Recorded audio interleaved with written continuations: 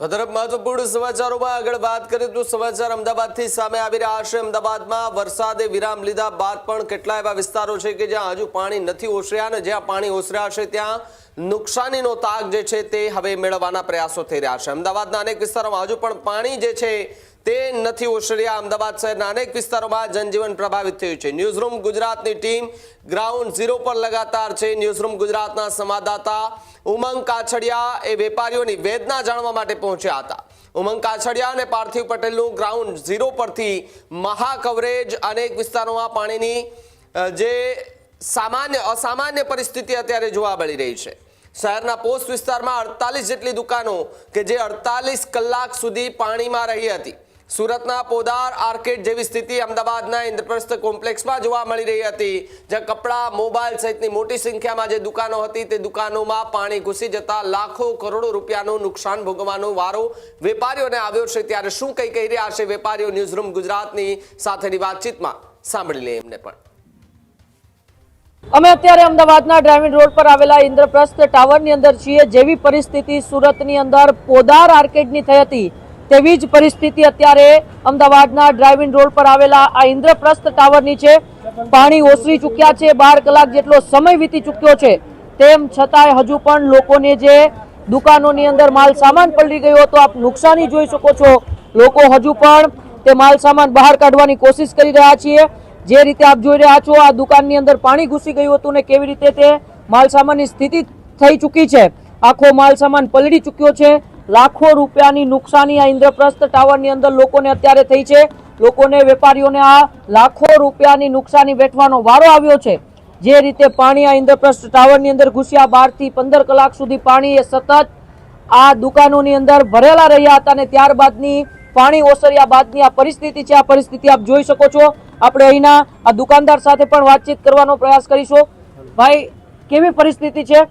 છેલ્લા કેટલા સમયથી પાણી તમારી દુકાનમાં ભરાયેલું હતું ને કેટલું નુકસાન છે? 12 થી 15 લાખ સુધીનું નુકસાન છે। પાણી ગઈકાલે ભરાયું હતું, ગઈકાલે સાંજે, અને ફૂલ ભરાઈ ગયું હતું। અહીંયા સુધીનું પાણી હતું, 6-7 ફૂટ અંદર દુકાનની અંદર હતું અને બધો માલ જે પલળી ગયો છે અને આખો ડિસ્ટ્રોય થઈ ગયો। ફર્નિચર બગડી ગયું છે, કેમેરા, ટીવી, એ બધી આખું। આવી પરિસ્થિતિ પહેલા ક્યારે થઈ હતી કે એટલે પાણી આવેલું છે, બાકી આટલું બધું નહોતું આવતું, એ નીકળી જતું હતું।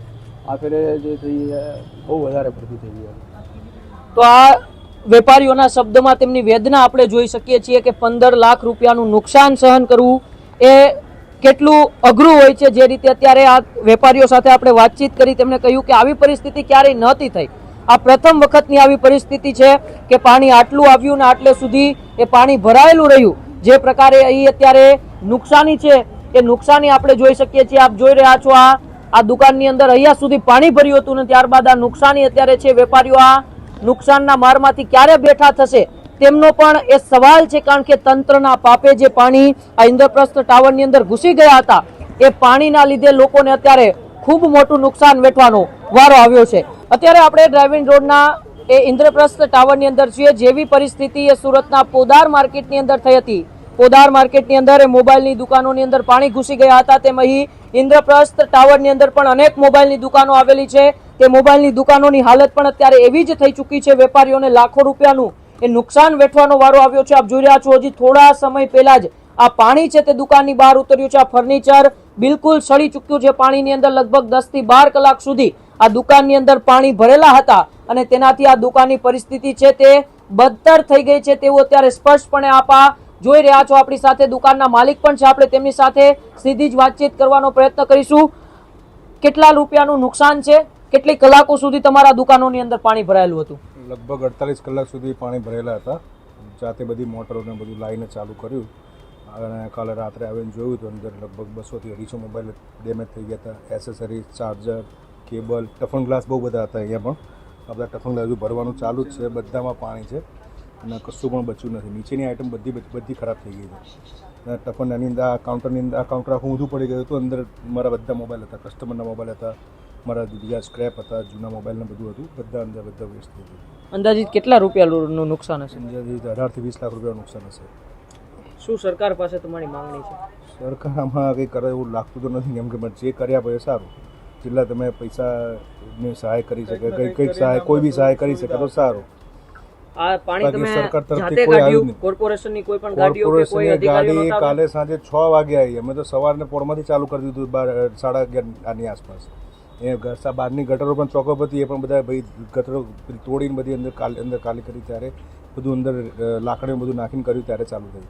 બાકી ગટરે બેક મારતી હતી, ગટરમાં પાણી જતું જ નહોતું. તો સારું છે એક છોકરો અહીંયા અમારા સફાઈ કર્મી છે, એણે બધું નાખી સાફ કર્યું, ઠંડા નાખીને ત્યારે પાણી ગયા. અને બે પંપ હતા બધા, એના બધા પાણી એની અંદર જવા માંડ્યા. બાકી તો પાછળ ફરીને પાણી આવતું હતું. આ ડ્રાઇવમાં જે કંઈક દિવાલ તોડી છે એનું પાણી બધું અંદર આખા કોમ્પ્લેક્સમાં ભરાઈ ગયું. આવું 17 થી 18 વર્ષમાં કોઈ દિવસ પાણી ભરાયું નથી. ભરાતું હતું આટલું, એકાદ વીજ ભરાય, એક મેચ ભરાય, બસ એનાથી વધારે નથી ભરાતું. તો જે તમે રીતે જોઈ રહ્યા છો, વેપારી પોતાની વેદના કરી રહ્યા છે, તેમના શબ્દોની અંદર દેખાઈ રહ્યું છે કે કેટલું નુકસાન છે. તેમને આશા નહોતી કોર્પોરેશન પાસે, કોર્પોરેશનના અધિકારીઓ પાસે. એમણે ગઈકાલ સવારથી જાતે પાણી કાઢવાનું શરૂ કર્યું હતું. દર વર્ષે હજારો લાખો રૂપિયાનો ટેક્સ દેવા છતાં કોર્પોરેશન છે તે આ વેપારીઓની, અહીં રહેતા લોકોની જરા પણ એ સંભાળ નથી રાખતા. તેમનો આ નમૂનો પણ અત્યારે અહીં ઇન્દ્રપ્રસ્થ માર્કેટની અંદર જ્યારે પાણી ભરાયું ત્યારે દેખાયો છે. આપણે આશા રાખીએ છીએ આ વેપારીઓને જલ્દીથી જલ્દી કોઈ પ્રકારે સહાય છે તે સરકાર પૂરી પાડે અને આ વેપારીઓ ફરી એક વખત જે નુકસાનનો માર સહન કરવાનો વારો આવ્યો છે તેમાંથી બેઠા થાય. ઇન્દ્રપ્રસ્થ ટાવરની અંદર આપણે અન્ય દુકાનદારો સાથે વાતચીત કરીશું. આ ઝેરોક્સની દુકાન છે, ત્યાં પણ એ લગભગ 4-4, 5-5 ફૂટ સુધી પાણી ભરાઈ ગયા હતા અને ઝેરોક્સની દુકાનની અંદર લગભગ માલ બધો પલળી ચૂક્યો છે. આપ જોઈ શકો છો આ દુકાનની હાલત છે તે હાલત અત્યારે ખરાબ થઈ ચૂકી છે. સ્ટેશનરીની દુકાનમાં આપણી સાથે દુકાનદાર છે. કેટલું નુકસાન છે? કેટલા કલાકો સુધી તમારી દુકાનમાં પાણી ભરી રહેલું હતું? આશરે 10 થી 15 લાખનું નુકસાન છે. આખી રાત પાણી, આખો દિવસ ને આખી રાત પાણી ભરી રહ્યું છે. સરકાર હવે સહાયતા કરે તો સારું કહેવાય. આવી પરિસ્થિતિ પહેલા ક્યારે થઈ હતી કે આ પ્રથમ વખત તમારા દુકાનમાં? અમારા જીવનમાં તો અમે નથી જોઈ આવી પરિસ્થિતિ, આ પહેલી વાર જ જોઈ છે.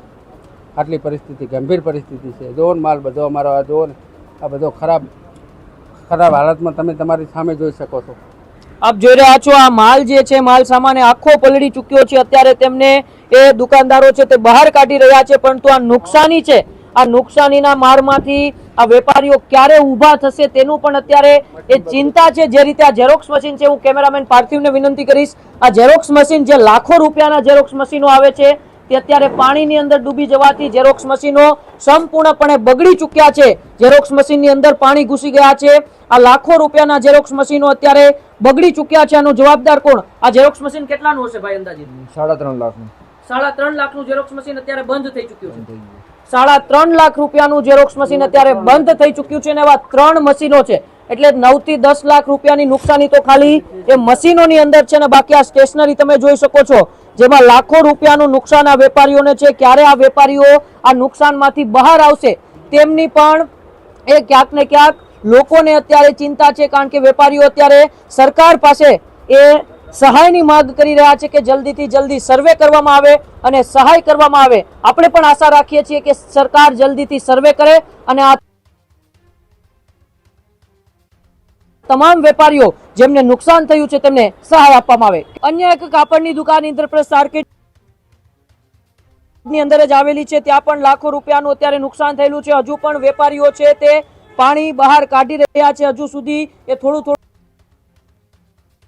પાણી છે તે દુકાનની અંદર ભરેલું જોવા મળી રહ્યું છે. આપ જોઈ રહ્યા છો આ બધું કાપડ છે તે પલળી ચૂક્યું છે. આ મોંઘા ભાવનું કાપડ છે તે અત્યારે પલળી ચૂક્યું છે અને વેપારીઓને ભારે નુકસાન વેઠવાનો અત્યારે વારો આવ્યો છે.